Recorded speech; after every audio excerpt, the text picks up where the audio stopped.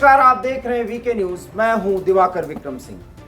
राजस्थान में, मध्य प्रदेश में, छत्तीसगढ़ में, तेलंगाना में और मिजोरम में क्या होने जा रहा है, इसकी एक वानगी आपने देख ली है। वीके न्यूज ने भी अपना सर्वे प्रस्तुत कर दिया है और महा एग्जिट पोल के जरिए आपने ये भी देख लिया है कि किस तरीके से एग्जिट पोल करने वाले भी पूरी तरीके से डोलड्रम में हैं, अर्थात न इधर न उधर।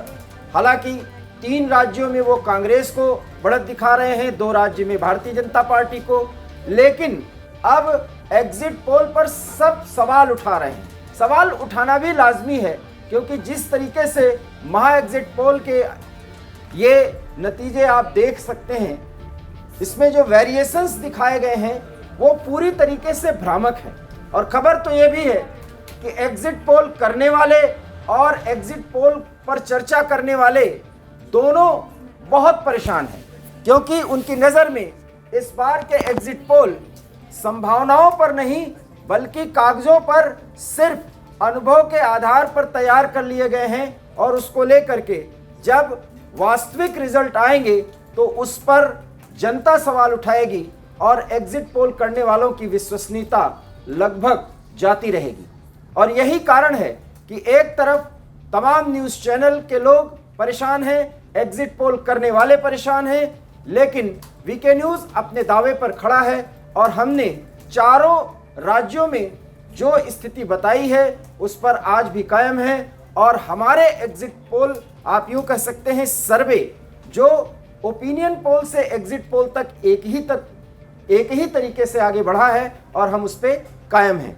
लेकिन बड़ा सवाल है कि ये तस्वीर का एक रुख है, तस्वीर का जरा दूसरा रुख देखिए कि एग्जिट पोल आने के बाद सभी राजनीतिक पार्टियां एग्जिट पोल पर सवाल तो उठा रही हैं, लेकिन क्या कारण है कि राजस्थान में जहां अशोक गहलोत ने बड़े दावे किए, वो अब ये मानने को तैयार हो चुके हैं कि लड़ाई बहुत तगड़ी है और वो प्लान बी पर भी काम कर रहे हैं। ये हमारे सूत्र और हमारे रिपोर्टर्स खबर दे रहे हैं। सवाल यह है कि प्लान बी क्या है, क्योंकि अभी भी अशोक गहलोत को ऐसा लगता है कि राजस्थान में बागी और निर्दलीय उम्मीदवार सत्ता की चाबी देने में महत्वपूर्ण भूमिका निभाएंगे। हालांकि इसके बारे में वीके न्यूज़ ने एक चर्चा के दौरान राजस्थान में जिस दिन वोटिंग हो रही थी, एक पत्रकार के साथ बातचीत करते हुए बाकायदा जिक्र किया था कि किस तरीके से भारतीय जनता पार्टी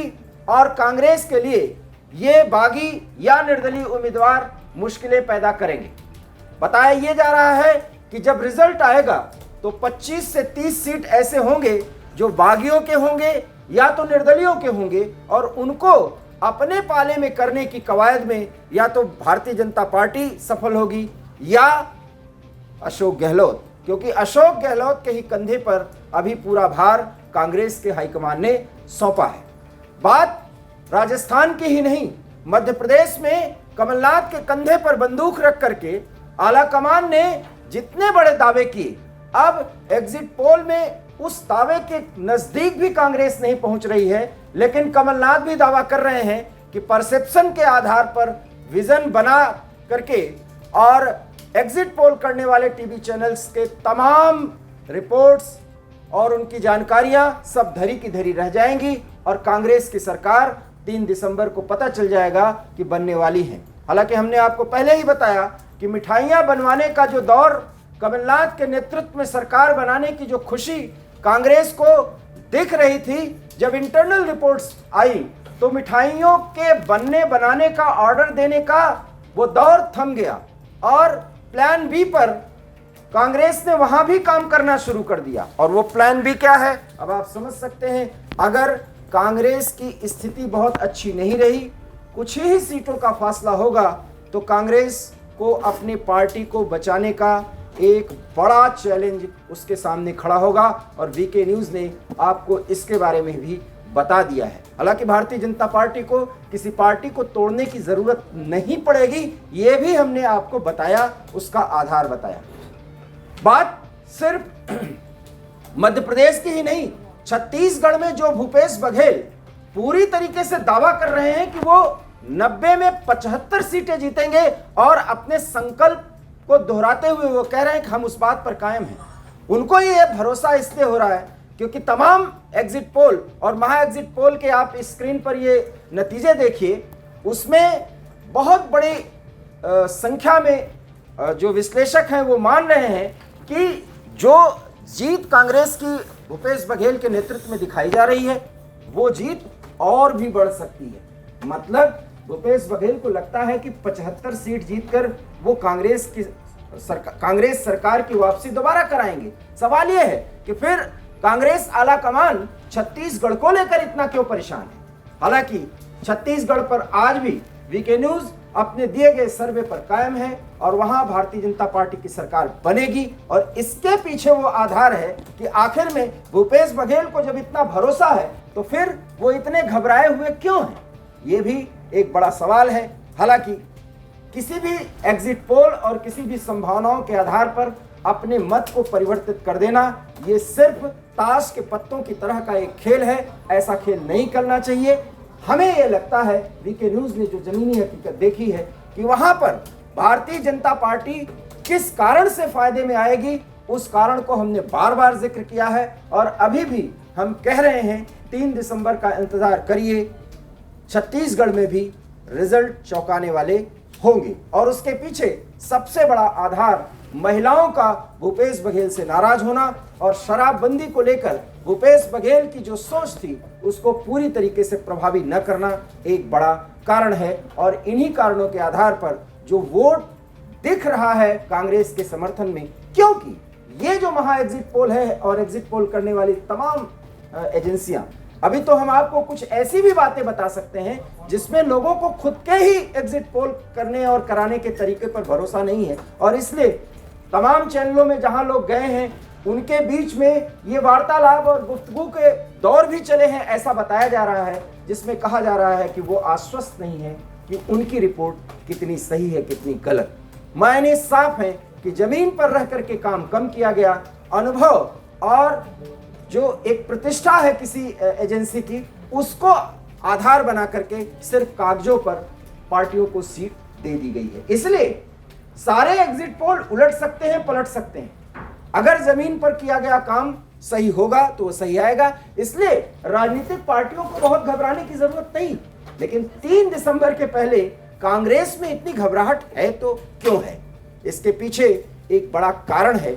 और उस कारण की एक झलक कर्नाटक के डिप्टी सीएम डी शिवकुमार के एक बयान में मिलती है, जिसमें वो ये कह रहे हैं कि कांग्रेस सरकार बनाएगी।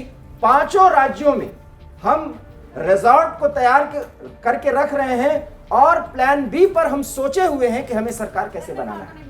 ये वही डी शिवकुमार है जो कांग्रेस पार्टी की तरफ से इन 5 राज्यों के चुनाव में एक बड़ी भूमिका निभाए, क्योंकि डी शिवकुमार आर्थिक रूप से कितने मजबूत हैं और कितने विवादास्पद नेता हैं और कितने चार्जेस इनके ऊपर हैं ये भी किसी से छिपा नहीं है। लेकिन इतना जरूर है कि वो कर्नाटक के डिप्टी सीएम हैं और कांग्रेस के इस समय आर्थिक मामलों के सर्वाहार खेवैया हैं। इसलिए वो ये बयान दे रहे हैं कि हम प्लान बी पर काम कर रहे हैं। बड़ा सवाल कि जब प्लान बी के बारे में बात कर ही ली गई तो प्लान ए पर इतने बड़े दावे चुनाव से पहले कांग्रेस कर क्यों रही थी।